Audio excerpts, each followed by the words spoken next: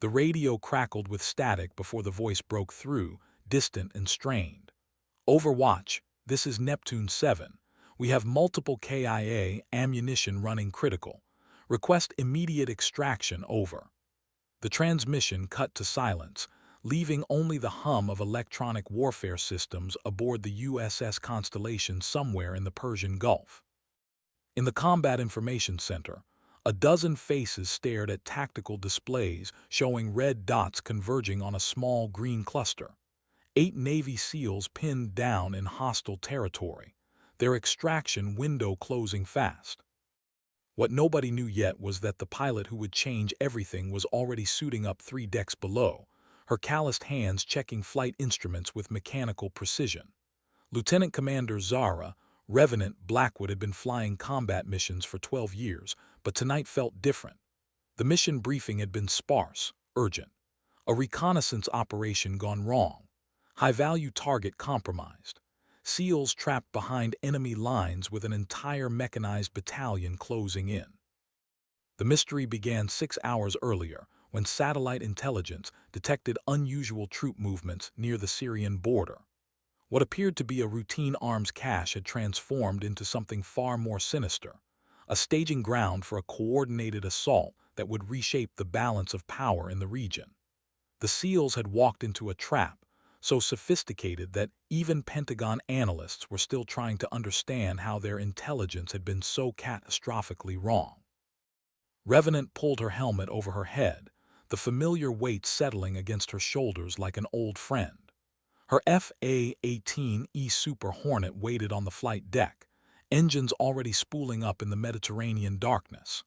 The aircraft carrier's deck crew moved with practiced efficiency, their color-coded jerseys creating a choreographed ballet of violence preparation. "Phoenix Lead, you're cleared for immediate launch," came the voice of Air Boss through her headset. "Package consists of 4 Hornets, full air-to-ground loadout. Time on station critical. Our boys are in deep trouble." She taxied toward the catapult, feeling the familiar surge of adrenaline that preceded every combat sortie.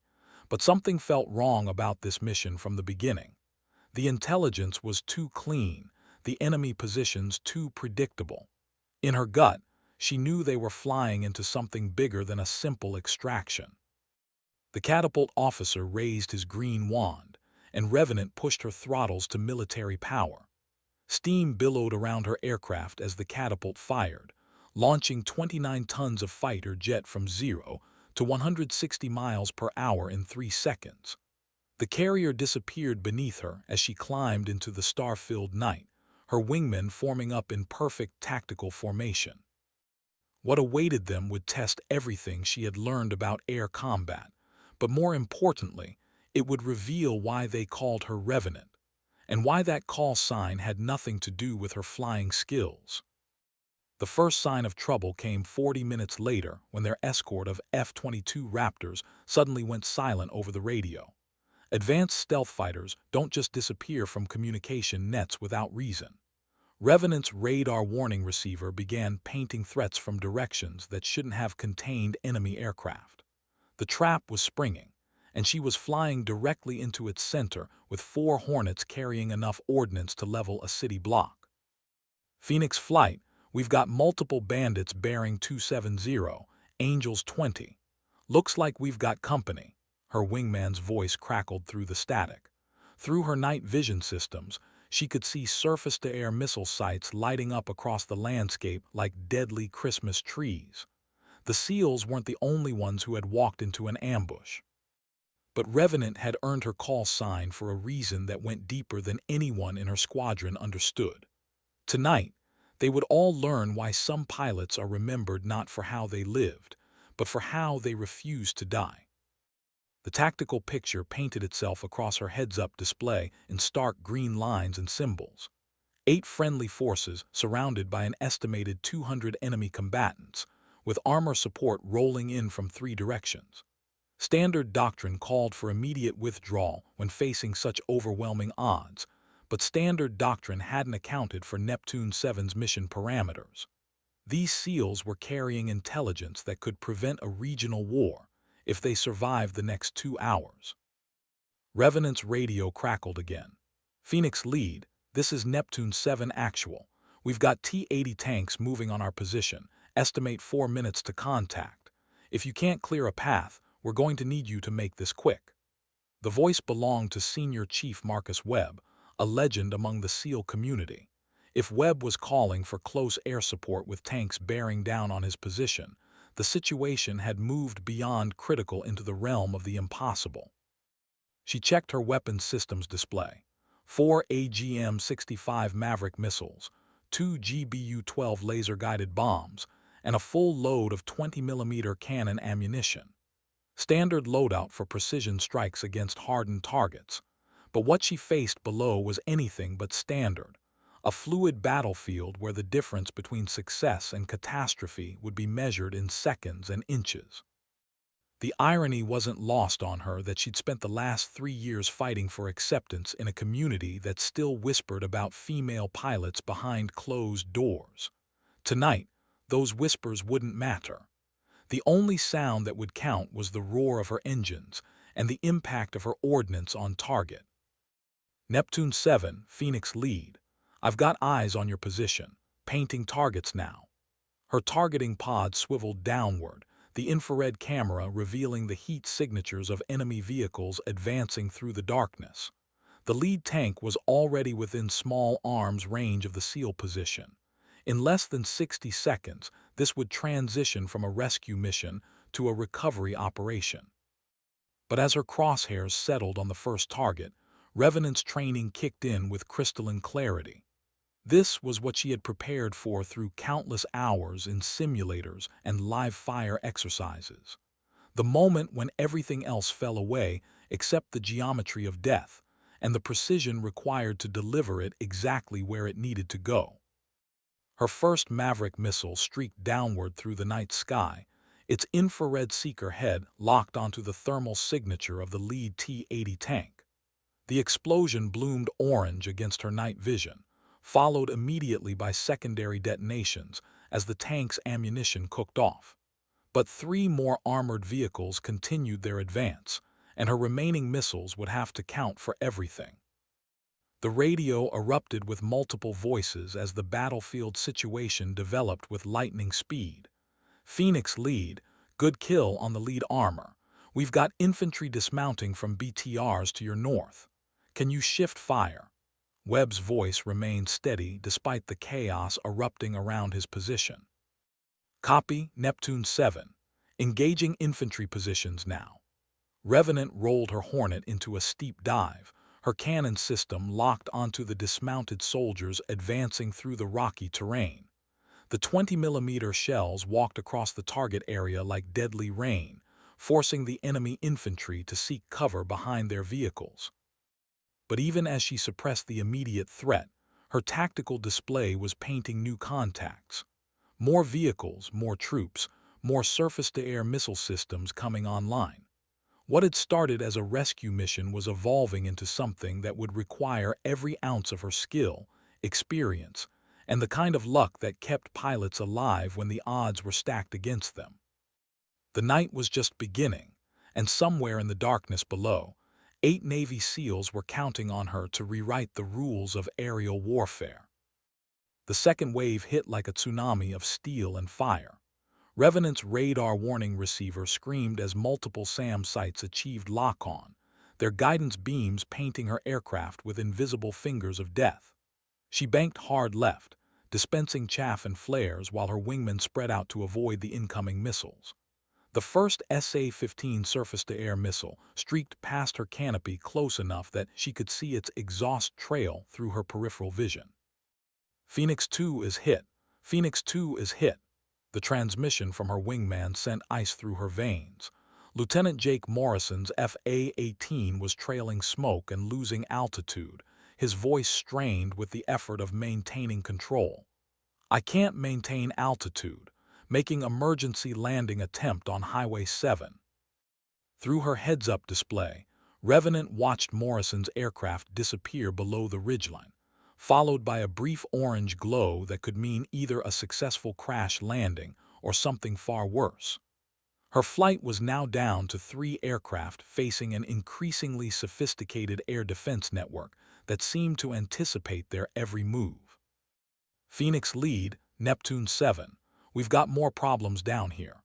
Webb's voice carried a new urgency that made her stomach clench. Intercepted radio traffic indicates enemy reinforcements en route. We're looking at company-strength infantry with air support inbound. Estimated time of arrival 15 minutes. 15 minutes. In aerial combat, that was an eternity. But for 8 SEALs with limited ammunition facing overwhelming odds, it might as well have been forever. Revenant checked her fuel gauge and weapon status. She had enough gas for another 20 minutes on station, but her missile inventory was running dangerously low. The tactical problem was becoming increasingly complex. The enemy wasn't just throwing numbers at them. They were demonstrating a level of coordination and electronic warfare capability that suggested months of planning. Someone had anticipated this exact scenario and prepared accordingly. The SEALs hadn't stumbled into a trap. They'd been lured into a carefully constructed kill box. Phoenix 3 and 4, this is lead. I need you to establish a combat air patrol to the north and east. Watch for those inbound helicopters. I'm going to make another gun run on the armor. Her voice remained steady despite the chaos around her, but inside, calculations raced through her mind with mathematical precision. She rolled inverted and pulled her Hornet into another attack dive, the G-forces pressing her into her ejection seat as the aircraft responded to her inputs. The remaining enemy tanks had repositioned behind a ridge, using the terrain to mask their thermal signatures. She would need to get dangerously low to achieve effective gun runs, well within range of their anti-aircraft systems. The first burst of cannon fire walked across the rocky ground, kicking up geysers of dust and stone fragments. She adjusted her aim and squeezed the trigger again, watching her tracers converge on the lead armored vehicle. The tank's reactive armor flared as her shells impacted, but the vehicle continued moving. Then her radar warning receiver lit up with a new tone, one that made every pilot's blood run cold. Advanced air-to-air missiles were active in the battle space, and they were tracking her aircraft.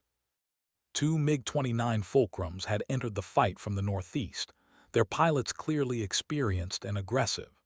They were positioning for beyond visual range missile shots, using their superior numbers and the confusion of the surface battle to mask their approach.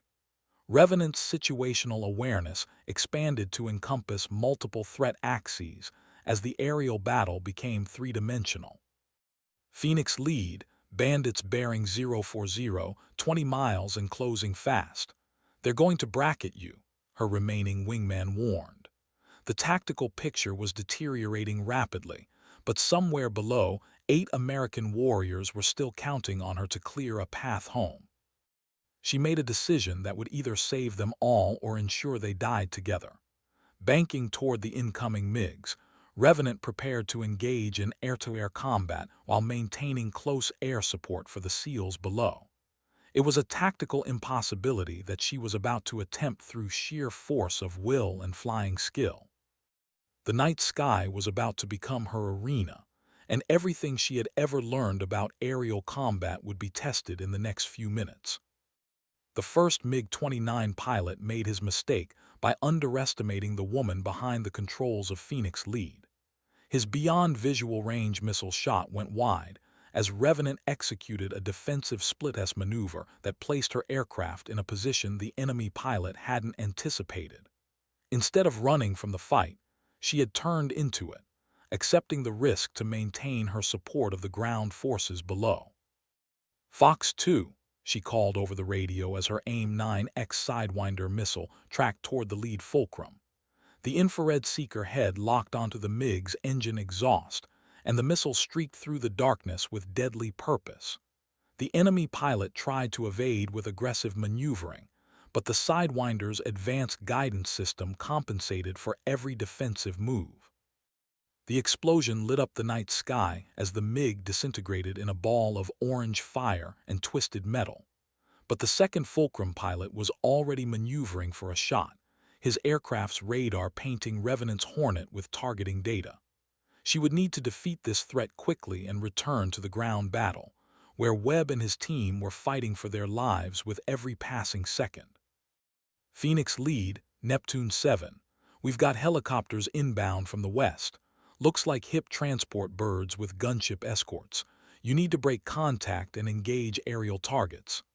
Webb's voice was calm, but she could hear automatic weapons fire in the background. The ground battle was intensifying even as she fought for air superiority. The second MiG pilot was good, better than his wingman had been. He used the mountainous terrain to mask his approach, appearing on her radar at close range with weapons already armed. Revenant rolled her aircraft inverted and pulled into a high-G barrel roll that stressed her airframe to its design limits. The enemy's missile passed through the space her aircraft had occupied seconds earlier. But as she maneuvered to engage the remaining Fulcrum, her fuel gauge continued its relentless countdown toward the point of no return. She had perhaps 10 minutes of combat fuel remaining before she would need to either return to the carrier or attempt an aerial refueling that might not be available. Every second of this air-to-air engagement was time that Webb's team didn't have. The solution came to her with the clarity that emerges only in combat when survival instincts override conscious thought. Instead of engaging in a prolonged dogfight with the MiG, she would use the enemy pilot's aggression against him. Rolling toward the mountainous terrain below, she began a game of aerial chicken that would end with either her death or his. The MiG pilot followed her into the dive, confident that his aircraft's superior thrust-to-weight ratio would give him the advantage in a vertical fight. But Revenant wasn't planning to outclimb him. She was planning to outthink him. At 500 feet above the rocky peaks, she executed a vertical reversal that brought her aircraft nose-to-nose with the pursuing Fulcrum. Both pilots fired simultaneously, their cannon shells crossing in the space between their aircraft. But Revenant's years of air combat training and her intimate knowledge of her aircraft's capabilities gave her the edge she needed. Her shells found their target first, ripping through the MiG's engine intake and severing critical flight control systems. The enemy aircraft rolled uncontrollably to the left and impacted the mountainside in a fireball that briefly illuminated the entire valley. Revenant pulled her Hornet into a climbing turn that brought her back over the SEAL position just as the enemy helicopters appeared on the horizon. 4 Mi-8 HIP transport helicopters escorted by 2 Mi-24 Hind gunships were approaching from the west, their thermal signatures clearly visible through her targeting pod. The Hinds were already firing rockets at suspected SEAL positions, their 57 projectiles impacting the rocky terrain in devastating barrages of high explosive. Phoenix lead engaged multiple aerial targets. Neptune 7, can you mark your position with IR strobe? She transmitted while lining up for her attack run on the helicopter formation. The enemy aircraft were flying in loose formation at low altitude, making them difficult targets but also limiting their defensive options. Webb's response came immediately. Marking position now with IR beacon. Phoenix lead, those Hinds are tearing us apart. If you can't suppress them, we're not going to make it to extraction. Through her night vision systems, she could see the infrared strobe marking the SEAL position. The enemy helicopters were positioning for another rocket attack, their crews confident that they faced only demoralized ground forces. They had no idea that death was approaching from above at 500 knots. Her targeting computer calculated the intercept geometry with mechanical precision. The lead Hind was beginning its attack run, nose down and rockets armed. Revenant's finger tightened on the trigger as her crosshairs centered on the enemy aircraft's cockpit. The night was about to become much quieter for some, and much louder for others. The first burst of 20mm cannon fire caught the lead Mi-24 Hind in its main rotor assembly, the high-explosive shells severing the critical linkages that kept the massive helicopter airborne. The aircraft pitched forward violently before impacting the rocky terrain in a spectacular explosion that sent debris cascading across the valley floor. But the second Hind pilot was already maneuvering defensively, using the transport helicopters as cover while he positioned for a retaliatory strike. Revenant banked hard right, her aircraft's engine screaming as she pulled maximum G-forces to avoid the stream of 30 cannon shells that traced past her cockpit. The enemy gunship pilot was experienced, leading his target correctly and compensating for her evasive maneuvers. She would need to use every advantage her superior aircraft provided to survive this engagement. Phoenix lead, we've got more problems, Webb's voice crackled through the radio static. Ground forces are closing on our position from multiple directions. We need immediate extraction or we're going to be overrun in the next few minutes. The tactical situation was deteriorating beyond any reasonable expectation of success. 8 SEALs surrounded by superior numbers, low on ammunition, with enemy air support still active in the battle space. By any conventional analysis, this mission had already failed. But conventional analysis hadn't accounted for the woman flying Phoenix lead, or the promise she had made to herself 12 years earlier when she first earned her wings. She rolled inverted and pulled into another attack dive, this time targeting the remaining Hind gunship. Her cannon system locked onto the helicopter's engine exhaust, and she squeezed the trigger in short, precise bursts designed to conserve ammunition while maximizing destructive effect. The enemy aircraft shuddered under the impact of her shells, but continued flying, smoke trailing from its damaged engine compartment. The transport helicopters had begun landing behind a ridge, disgorging troops that would reinforce the ground assault on Webb's position. Revenant counted at least 30 enemy soldiers deploying in tactical formation, their movements coordinated and professional. These weren't irregular forces. They were elite troops with advanced equipment and training. Her fuel gauge showed 8 minutes remaining before she would need to break contact. 8 minutes to tip the balance of an impossible battle in favor of 8 Americans who refused to quit fighting. The mathematics of combat were brutally simple. She had limited ordnance, limited fuel, and unlimited enemy forces. Victory would require something beyond conventional tactics.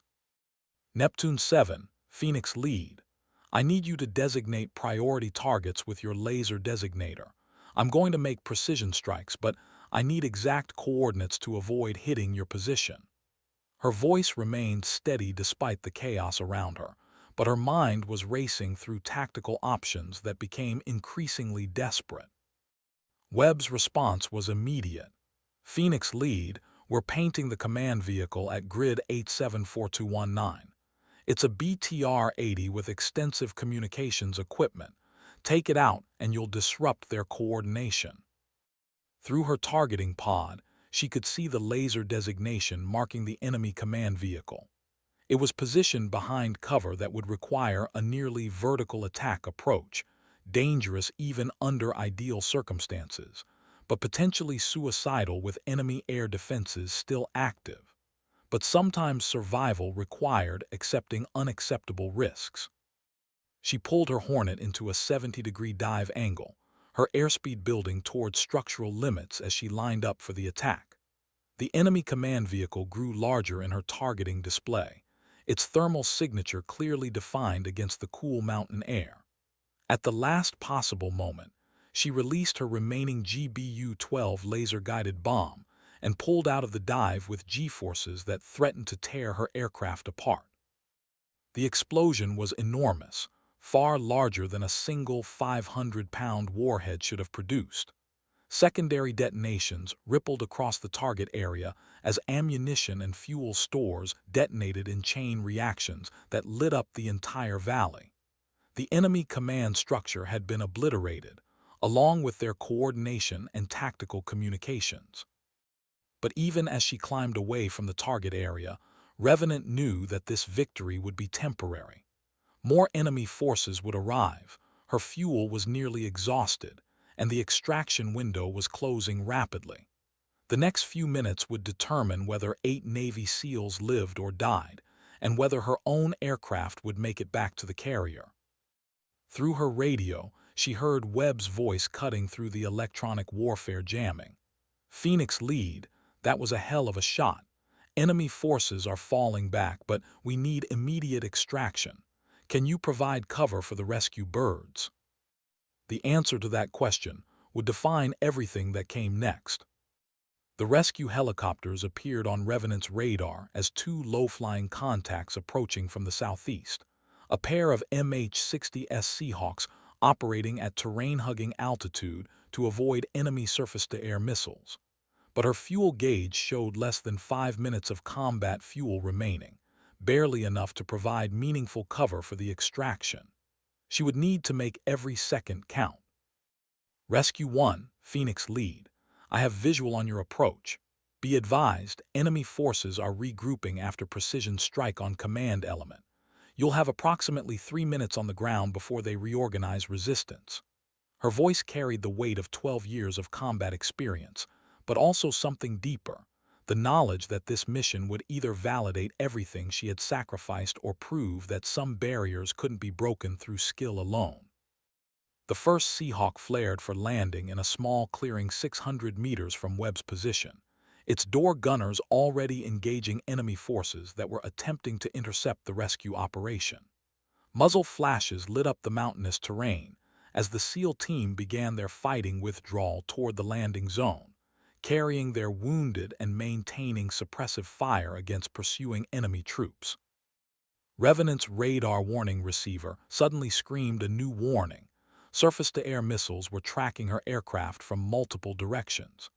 The enemy air defense network had repositioned during the aerial engagement, and now she was flying directly through a gauntlet of overlapping missile engagement zones. She had perhaps 30 seconds before the first SA-15 missiles reached her position. Neptune 7, Phoenix Lead. I'm taking SAM fire and need to evade. Can you make it to the bird without close air support? The question tore at her professional instincts, but her aircraft was already dispensing chaff and flares while she maneuvered aggressively to break the missile locks. Webb's response came between bursts of automatic weapons fire. "Phoenix Lead, we've got this. Get yourself home safe. You've done more than enough already." But as she banked away from the missile engagement zone, Revenant caught sight of something through her peripheral vision that changed everything. A third group of enemy vehicles was approaching the extraction site from an unexpected direction, armor that would arrive just as the second Seahawk attempted to land. The rescue operation was about to become a slaughter unless someone intervened. Her fuel gauge now showed less than 3 minutes of combat fuel, barely enough to return to the carrier under ideal conditions. Engaging the armor would leave her with insufficient fuel for recovery, forcing an ejection over hostile territory or an attempted landing on a road that might not support her aircraft's weight. But 8 Navy SEALs were counting on her to clear their path home. The decision crystallized with the clarity that emerges only in moments of absolute moral certainty. She rolled her FA-18 toward the approaching armor, her targeting system automatically calculating intercept geometry for a guns-only attack against the lead tank. Her cannon ammunition counter showed 180 rounds remaining, enough for one effective gun run if every shot counted. Rescue 2, Phoenix Lead. Delay your approach. Enemy armor inbound from the north. Estimate 2 minutes to your LZ. I'm engaging now. Her voice carried no hesitation, no doubt about the consequences of her choice. Sometimes the mission required sacrificing everything for the possibility of success. She dove toward the enemy formation, her airspeed building rapidly as the rocky terrain rushed past her cockpit. The lead T-72 tank was clearly visible through her heads-up display, its thermal signature bright against the cooler background. At 800 meters range, she squeezed the trigger and held it down, watching her tracers converge on the target in a deadly stream of depleted uranium projectiles. The tank's reactive armor flared under the impact of her shells, but the vehicle continued advancing until her armor-piercing rounds found the vulnerable point where the turret met the hull. The explosion that followed sent the tank's turret spinning through the air like a deadly frisbee, while secondary detonations rippled through the remaining vehicles in the formation. But even as she pulled out of the attack dive, Revenant's engines began the telltale whine of fuel starvation. Her gauge showed 0 combat fuel remaining, with barely enough reserves for a few more minutes of flight time. She had committed everything to this mission, and now she would face the consequences of that choice. Phoenix Lead Rescue 2. LZ is clear, we're going in for pickup. Outstanding shooting, the Seahawk pilot transmitted. Through her targeting pod, she could see Webb's team boarding the rescue helicopter while the second Seahawk maintained overwatch.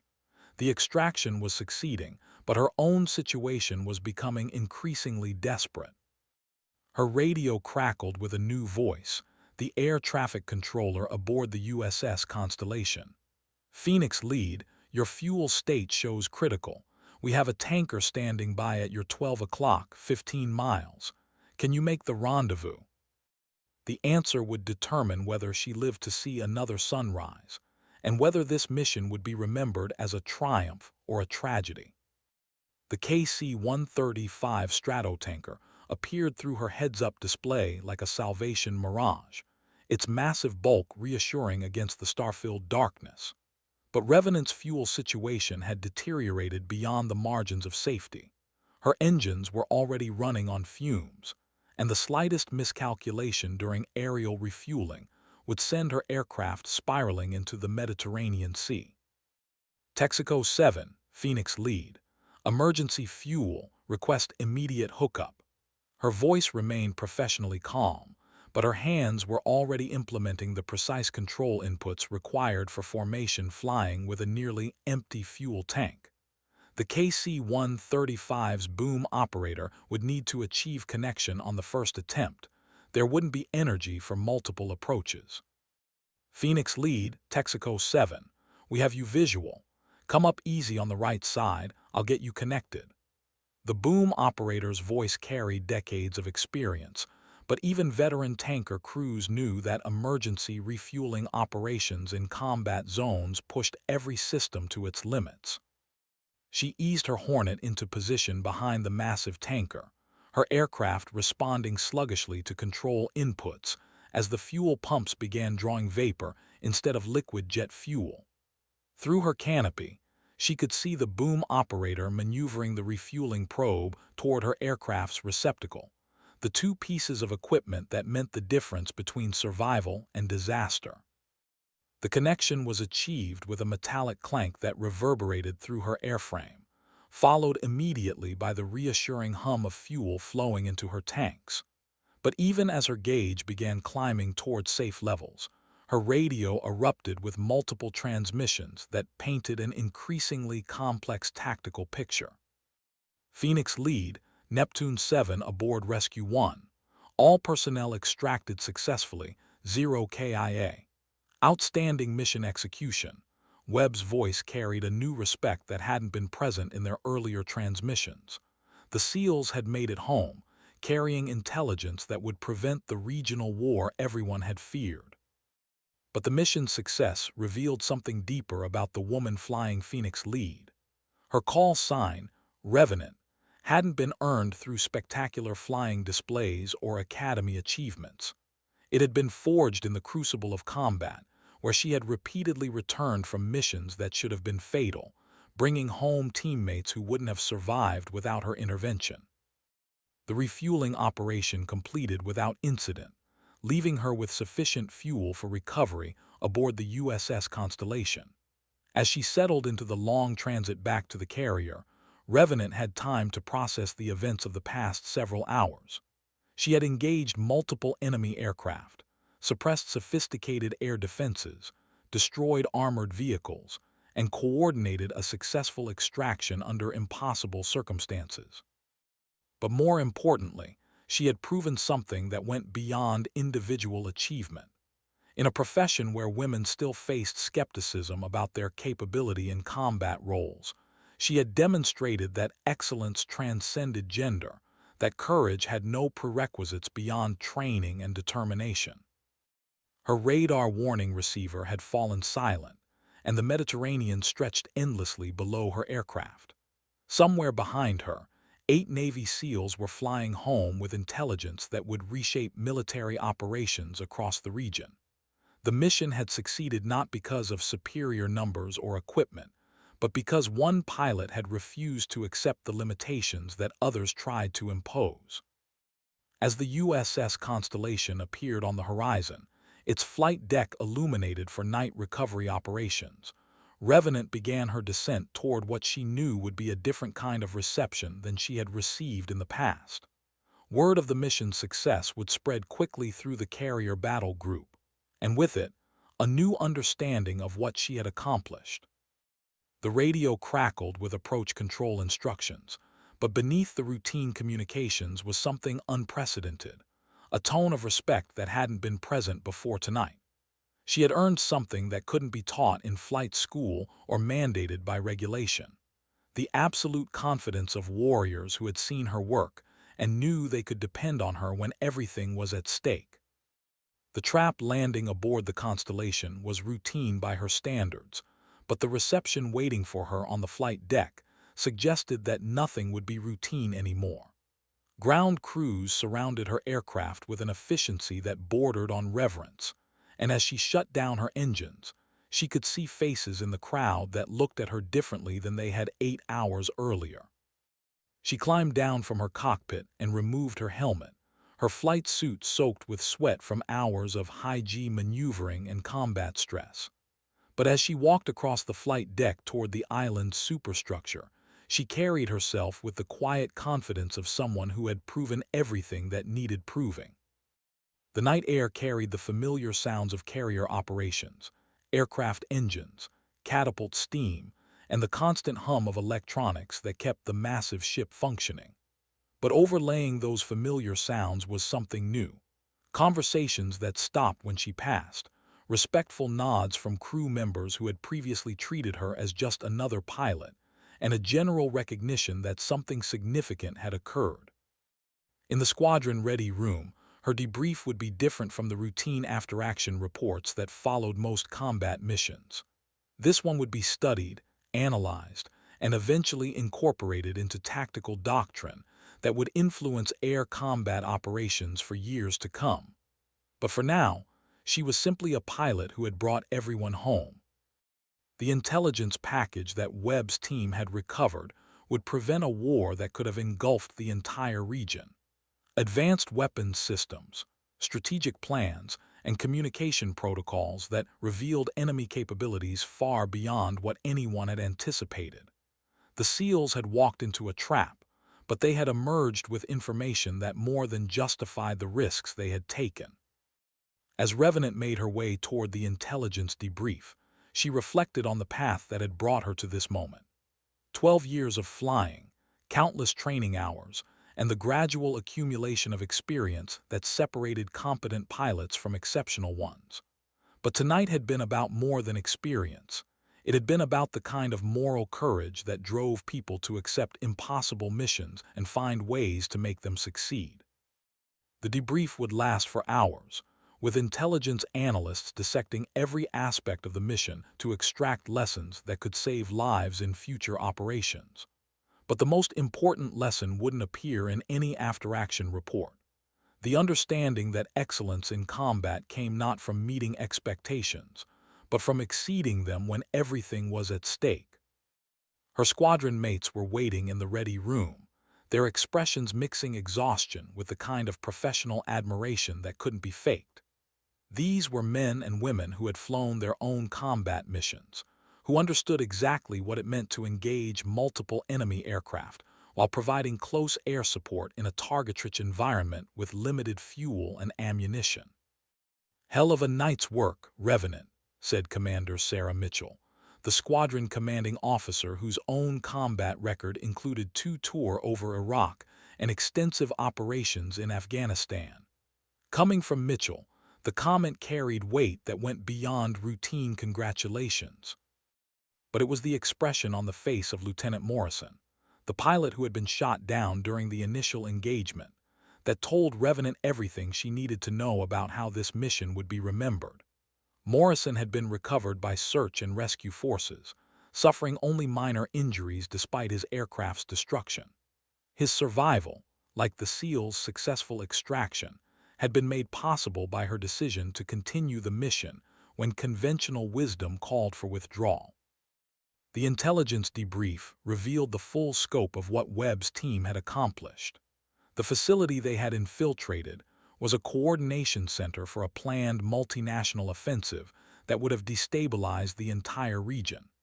The intelligence they had recovered included battle plans, equipment specifications, and personnel rosters that would allow coalition forces to preempt the attack before it could be launched. But beyond the strategic implications, the mission had demonstrated something that couldn't be quantified in intelligence reports: the power of individual excellence to alter the outcome of seemingly impossible situations.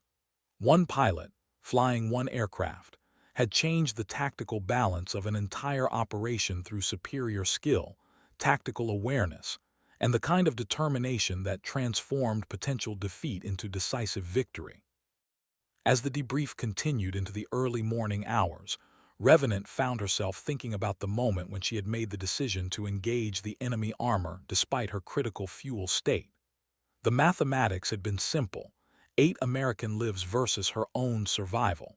But the moral calculation had been even simpler. Some things were worth any risk, and bringing teammates home was at the top of that list. The final phase of the debrief focused on tactical lessons that could be incorporated into future training and operational doctrine. Her engagement of multiple enemy aircraft while maintaining close air support had demonstrated capabilities that expanded the perceived possibilities of single aircraft operations. But more importantly, it had shown that individual initiative and tactical flexibility could overcome apparently impossible odds. When the debrief finally concluded, Revenant made her way to her stateroom for the first sleep she had gotten in more than 24 hours. But before she closed her eyes, she took a moment to reflect on what had changed during the night's operations. She had entered the mission as a competent pilot with something to prove. She was ending it as a combat veteran whose capabilities were no longer questioned by anyone who mattered. The call sign, Revenant, had originally been assigned as a joke about her tendency to return from training missions with battle damage that should have been fatal.